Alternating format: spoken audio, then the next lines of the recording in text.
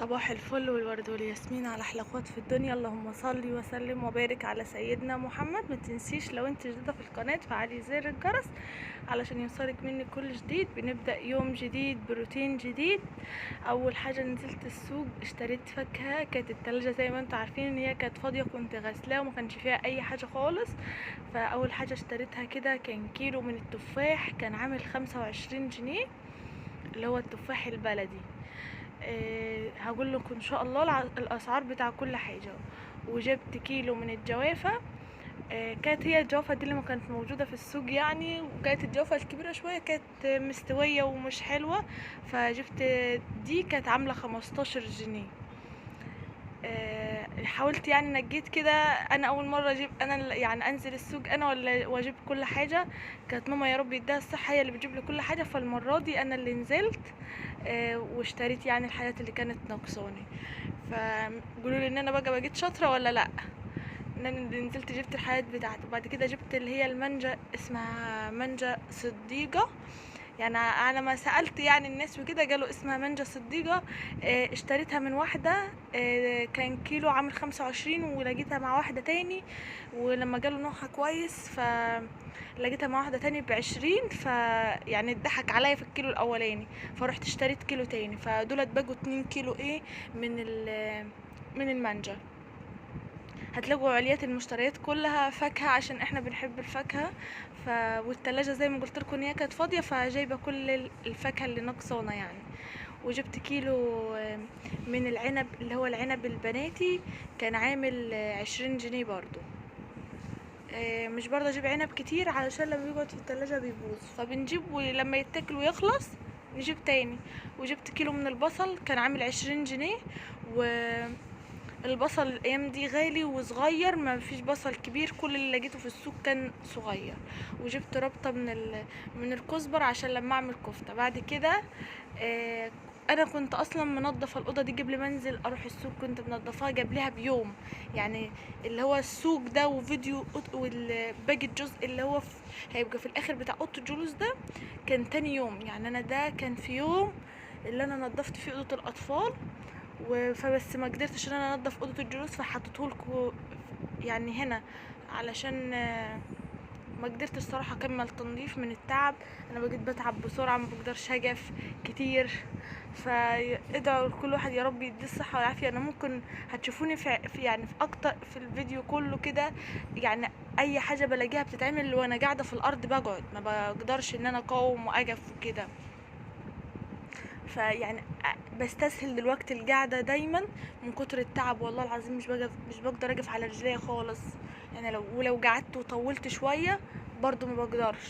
فيا رب يدي كل واحد الصحه والعافيه يا رب العالمين. وادعوا لي ان ربنا يقومني بالسلامه ويعدي لي الكام شهر دولت على خير. ف يا رب يرزق كل مشتاق بالذريه الصالحه يا رب العالمين.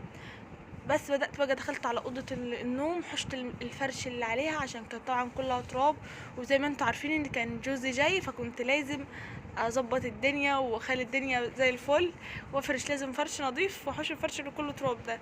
فحشت بقى الملاية وبدأت ان انا المع في الخشب بتاع الأوضة وانفض في الشبابيك واظبط في الدنيا. ان كان بقالي برضو فتره ان مكنتش موجوده للناس اللي يعني لسه داخله جديد.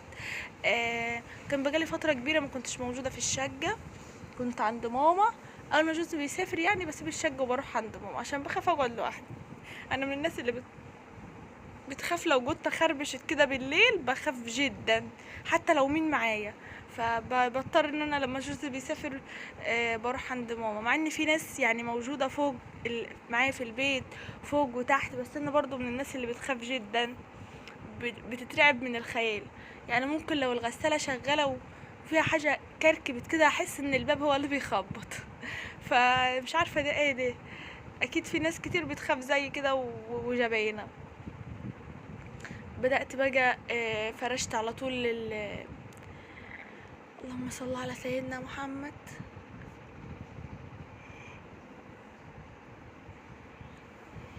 صلى على الرسول عليه افضل الصلاه والسلام. ولما تنسيش لو وصلت للجزء ده من الفيديو تعملي لي لايك كبير كده واشتراك في القناه لو لسه ما اشتركتيش، وكومنت حلو. وعايزه يعني الفيديو ده يتفجر اكبر عدد من اللايكات وكومنتات حلوه كده من قلبكم علشان والله بجد تعبت فيه. بعد ما باجي مفرش السراير قلت باجي المع الكومودينات بملمع الجزاز ده، بيبقى حلو جدا، بيدي ريحه حلوه وفي نفس الوقت بيلمع صراحه الخشب حلو. بحب دايما ايدي في كل حته في الخشب، علشان خاطر زي ما انتوا عارفين ابيض واسود بيبان فيه اي حاجه. والتراب كده شايفين انتوا اكيد ملاحظين ان التراب جامد كده على الجزاز. ان طبعا بقالي فتره ان لما بيبقى الواحد ايده كل يوم غير لما بتعملي كل فتره جامده. يوسف مشاركني في كل تفاصيل اللي انا بعملها، في كل حته معايا. يا ماما مش عارفه هاتي ده، مش عارفه، بصوا عايز يمسك اي حاجه ويعمل معايا. يا رب يرزق كل مشتاق بالذريه الصالحه يا رب العالمين، ويفرح كل البنات، والف الف الف الف مليون مبروك لكل الطلبه اللي نجحوا في سنه وعام. يا رب يفرح قلبك تاني وتاني، ويفرح اهاليكوا تاني وتاني، وعقبال يا رب كده الكليات، الشهادات يعني بتاعت الكليات، زي ما فرحتوا بسنة وعام ان شاء الله تفرحوا كده بشهادة الكلية. ويا رب التنسيقات تنزل حلوة وتحقق لكم باقي ما تتمنوا. يعني انتوا جبتوا اكيد المجاميع اللي بتحبوها، واللي ما جابش ربنا بصوا، يعني كل واحد ربنا شايل له حاجة حلوة، ما يزعلش ان هو ما جابش مجموع كبير. ان شاء الله ربنا يعوضه في حاجة تاني. دايما ما تزعلوش على اي حاجه، عادي خدوا الامور عادي. اهم حاجه ان الواحد نجح، مش لازم المجموع كبير مش عارفه ايه، بتبقى حاطه في دماغك حاجه وتطلع حاجه تاني. يعني ممكن في ناس كانت حاطه في دماغها ان هي تجيب مجموع قليل وجابت اكتر ما هي ما كانت تتخيل. فربنا ان شاء الله شايل لكم حاجه حلوه، ما تزعلوش. ومليون مبروك تاني لان انتوا نجحتوا. ربنا يسعدكم ويفرحكم ويفرح كل ايامكم يا رب، يجعلها هنا وفرح وسعاده وسرور وكل حاجه حلوه في الدنيا. يا رب يجمع الخير ما بين ايديكم يا رب العالمين. بس بعد ما لمحت بقى الدنيا بصوا سريع سريع اهو، احنا يعني بنعمل كل حاجه واحنا ايه بنحك كده. يعني حاول ان انت مثلا لو كسلانه هاتي بنتك كده واقعد جنبي، تقعد جنبك واقعدوا حكوا انتوا الاتنين، حتى لو كانت طفله صغيره واقعدوا حكي معاها، والله العظيم هتلاقي كل حاجه خلصت. يعني الواحد على قد ما هو بيبقى تعبان ما بيقدرش صراحة. يعني انا من الناس اللي ما بتقدرش تشوف الحاجة متوسخة كده، بتحس ما فيش راحة نفسية يعني في حاجة كده غلط في المكان. فدايما اجيب مثلا يوسف ابني واخليه حتى يلعب جنبي بالمكعبات بتاعته، وبعدين المها وانضف. هو يدخل معايا المطبخ ويكركب لي الدنيا في المطبخ. بس الكركبه غير لما بيبقى فيه مواعين صراحه وسخه. اهم حاجه المواعين الوسخه ان هي تتغسل. فحاولي بقى كده تتشجع وتقومي تاخدي قطعة من النشاط وتشغل الفيديو بتاعي جنبك كده، وتقومي تتشجع وتتنشطي وتشوفي لو وراكي اي حاجة كده تقومي تعمليها. شايفين بصوا يوسف عايز ينتحر وينط، وانا طب انت يعني يا ابني ايه اللي هيجيبك هنا؟ لا لازم اجي هنا، مش ماما راحت هنا، لازم نعدي بعد الكومودين وكده وندخل. الأوضة ما كملتش معايا وخلصت وبقت زي الفل، وكمان ريحتها كلها دوني كده وبرسيل جل. أهم حاجة الدوني والبرسيل الجل في المسيح. ده بقى اللي هو كان تاني يوم اللي أنا جبت فيه الخضار من السوق. بعد ما جبت الخضار على طول من السوق دخلت على الأوضة دي قبل بقى ما النور ما يروح، وكنت هعمل معاكم الصالة وكنت هخلص الشقة كلها مرة واحدة. بس صراحة النور راح وانا كنت عايزة اخلص وعايزة ارتاح من كتر التعب بقى خلاص. يعني انا تعبانة بس كنت يعني لازم بقى هشطب الشقة كلها وهفرشها، علشان كان تاني يوم جاي. مش هعمل كل يوم بقى خلاص، انا عايزة اعمل هتعب في يوم واحد وتاني يوم ابقى كده مرتاحة، اللي هو اعمل اكلة حلوة وشوية عصاير وشوية حاجات حلوة. قلت لا لازم اخلص بقى. فعملت بقى على العتمة، يعني كملت يعني عملت الأوضة دي. وبعد كده النور راح زي ما انتوا عارفين ان النور بقى دلوقتي بقى في كل حتة بيروح ساعة يعني كده. فكنت عايزة اخلص فنورت الكشاف بتاع التليفون وظبطت الصالة. بس بدأت بقى انفض وطلعت البياضات النظيفة، بدأت ان انا افرش الفرش على طول كده اللهم صل على سيدنا محمد. مش عارفه كنت هقول لكم ايه ونسيت. يعني واحد بقى بينسى والله العظيم بسرعه. دايما الواحد بيقول يا رب ذكرني ما نسيت و...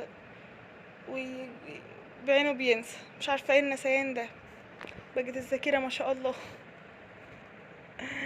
وبناكل يعني باكل حاجات كتيرة تقوي الذاكرة زي الفستق واللوز وعين الجمل والكاج وكل الحاجات اللي بيقولوا عليها بتقوي الذاكرة وما بتعملش اي حاجة خالص. انا مش بحس ان هي بتعمل لي اي حاجة. انا بحس ان انا زي ما انا ممكن ابقى بتكلم مع حد في موضوع والاقي نفسي نسيت انا كنت بقول ايه اصلا. فيا رب يذكرنا ما نسينا يا رب العالمين. بدأت بقى انفض في الانتريه كله. شايفين بصوا يعني ما بصدق الاقي اي حاجة عشان اقعد بروح قاعدة على طول، ما بقدرش. فيا رب يقويك ويديكوا الصحة كل واحد عنده شوية صحة يقول الحمد لله على نعمة الصحة، يقول الحمد لله على نعمة الصحة وعلى نعمة الستر وعلى نعمة كل حاجة ربنا حلوة عطاهالنا. والله العظيم كل نعم ربنا حلوة، وعلى نعمة السكن وعلى نعمة الزوج وعلى نعمة الأولاد، ويعني نعم كتيرة لا تعد ولا تعصى. والله العظيم بجد يعني نقول الحمد لله على كل حال. مش يعني اي حد يسألنا نقول لا ده احنا تعبانين، ده احنا مش عارفه ايه. لما يقولك انت عامل ايه اخبارك قول الحمد لله في نعمة، يعني ربنا هيزيدك من النعمة. لكن طول ما انت يعني بتقولي تعبانة ومش عارفه ايه، لا حتى لو تعبانة قولي الحمد لله، عشان في حاجات عندنا موجودة حلوة مش موجودة عند غيرنا. يعني في ناس كتير تعبانة بجد، احنا يعني مرتاحين عن ناس كتير. فالحمد لله يا رب، الحمد لله الحمد لله على كل النعم اللي انت عطاها حلوة في الدنيا. بعد كده بقى جبت الدون والبرسيل الجل بتاعي والحاجات الحلوة اللي بحطها كده بتعطر لي الدنيا صراحة. في واحد يعني بشتري منه حاجات سايبة كده بتبقى ريحتها حلوة جدا، بتدي ريحة اكنك بصي رشة معطر في الشقة اول ما بتمسحي بيها. يعني الناس لو حد جنبيكي يقولك ايه الريحة الحلوة دي اكنك بجد رشة معطر.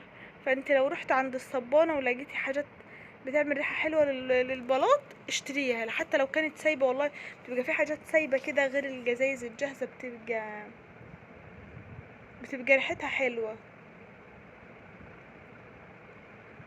بدأت بقى غسلت كده الأرضية. بحب أكب مية كتير، كل ما تكب مية كتير تحس بتطلع عليكي طراوة. في الحر ده بنحب نبلبط كتير قوي في الصيف في المية، غير الشتا بنبقى يعني بنقعد كل فترة كده عقبال ما نمسح.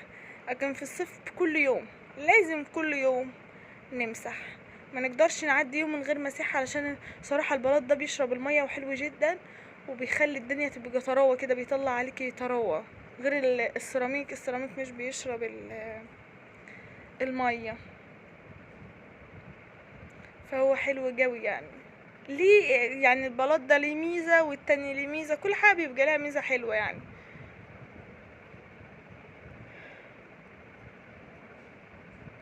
يا رب تكونوا تشجعتوا ويا رب تكونوا استفدتوا ويا رب تكونوا كده بتشجعوا مني، ولو بتستفادوا بأي معلومة حتى لو صغيرة. نفسي ان انا اكون بقدم لكم اي حاجة تكون بتفيدكم. هفرح جدا لو استفدتوا بأي حاجة، حتى لو قمتي اتشجعت كده هبقى فرحانة. يعني انا بس عايزة ان انا بشارككم في نفس الوقت تقومي تتشجعي لو كسلانة، لو مش قادرة ان انت تقومي تنظفي يعني وكده، تقومي تتشجع وتشوفي لو وراكي اي حاجة. كل الفيديوهات اللي فاتت دي شاركتها معاكم، ما عدا اللي هي زي ما قلت لكم الصاله. ولو عايزين اخد لكم جوله بعد ما خلصت الشقه كده ونضفتها وفرشتها الفرشه الحلوه بقى اكتبوا لي وانا اخد لكم جوله فيها، وهي ايه بعد ما ظبطتها يعني خالص ونضفت ولما فرشتها يعني الاستقبال جوزي يعني. فاكتبوا لي عايزين تشوفوها بعد ما خلصت خالص، وان شاء الله ابقى اصور لكم فيديو كده سريع وهي الشقه مفروشه وزي الفل، عشان برضو تقوموا تتشجعوا. انا عارفه ان كل ستات البيوت شاطره وبتعرف تروج وتنظف وبتعرف تعمل كل حاجه، بس الغرض من الفيديوهات دي بس ان احنا بنشجع بعض على الحياه اليوميه، نشوف شغل بيتنا من غير كسل من غير اي حاجه. اللهم صل على سيدنا محمد. بس كده ابقى خلصت الاوضه، ومفيش غير اللي هو وسط الانتريه كده هيتنضف وخلاص. بعد كده هبقى هفرش بقى الحافظه زي ما قلت لكم، جيت افرشها معاكم راح النور راح. وبعد كده بعد ما فرشت الحافظه عملت شويه بخور، عشان البخور صراحه بيدي طاقه ايجابيه كده ويطلع الطاقه السلبيه من المكان، بيبقى حلو جدا. المهم اي ريحه حلوه بتبقى حلوه، اهم حاجه معطر، بخور، اي حاجه بتبقى حلوه. ما تنسوش بقى لو عجبكم الفيديو لايك واشتراك في القناه علشان يوصل لكم مني كل جديد. والسلام عليكم ورحمه الله وبركاته، واسيبكم في رعايه الله وحفظه. اشوفكم في فيديو جديد على خير ان شاء الله.